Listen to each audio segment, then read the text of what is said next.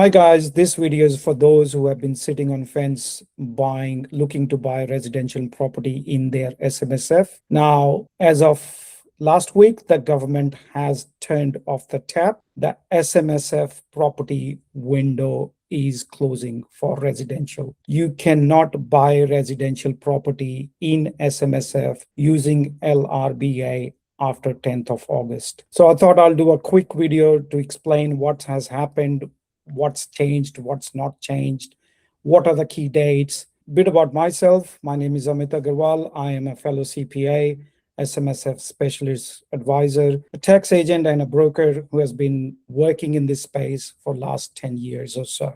Let's quickly review what has happened and how things have changed over last few weeks. A lot of you who are watching this would earn six figures income, but the piece that could be missing for you is a clear strategy to get your money work harder for you. Property in SMSF has been a big winner for a lot of people over time.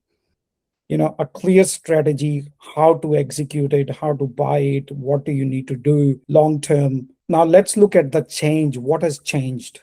Government specifically have restricted SMSF borrowing for residential properties. The effective date for that is 10th of August. It only applies to the new arrangements. Existing SMSF properties are not impacted. Other than borrowing, nothing for SMSF has changed. Borrowing against residential properties, I must be very specific because commercial properties has not been affected by this change.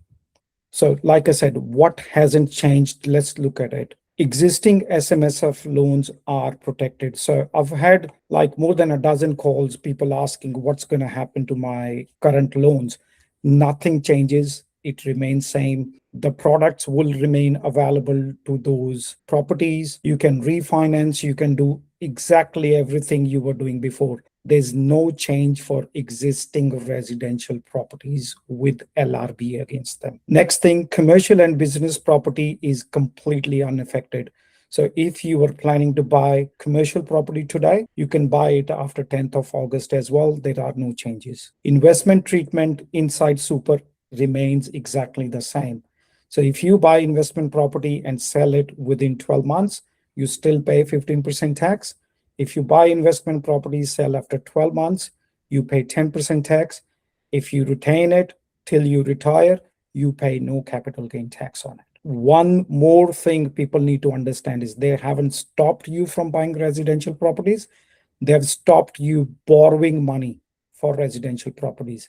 And SMSF can still buy residential properties, but it has to be outright.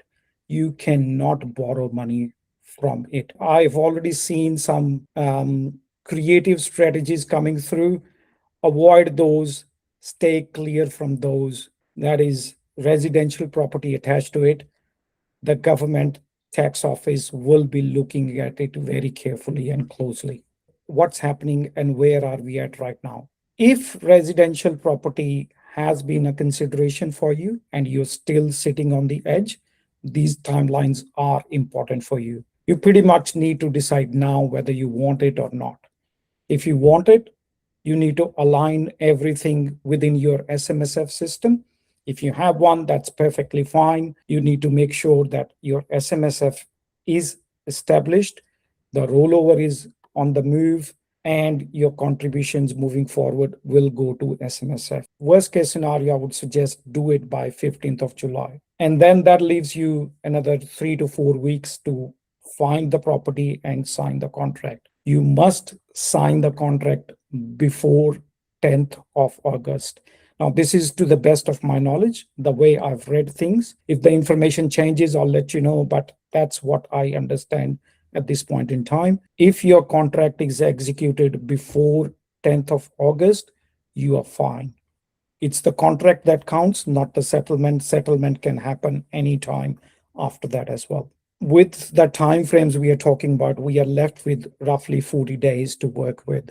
Four things that defines how you would approach the whole process is funding the fund, contributions, caps, and rollovers takes weeks.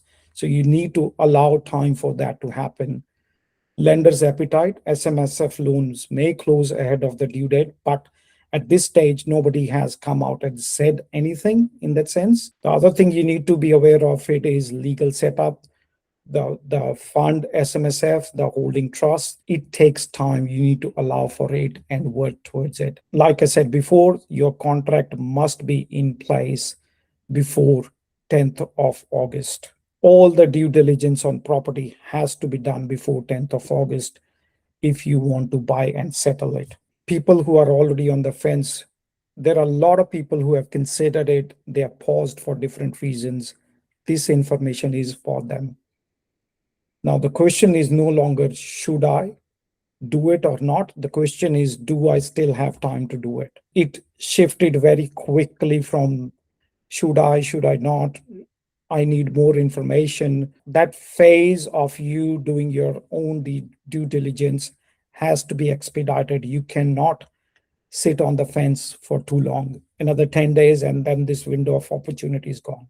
A deadline is a reason to get clarity, never a reason to rush a bad decision. You need to make sure that you make an informed decision, not just a random decision. So if you need to have a chat, book a call,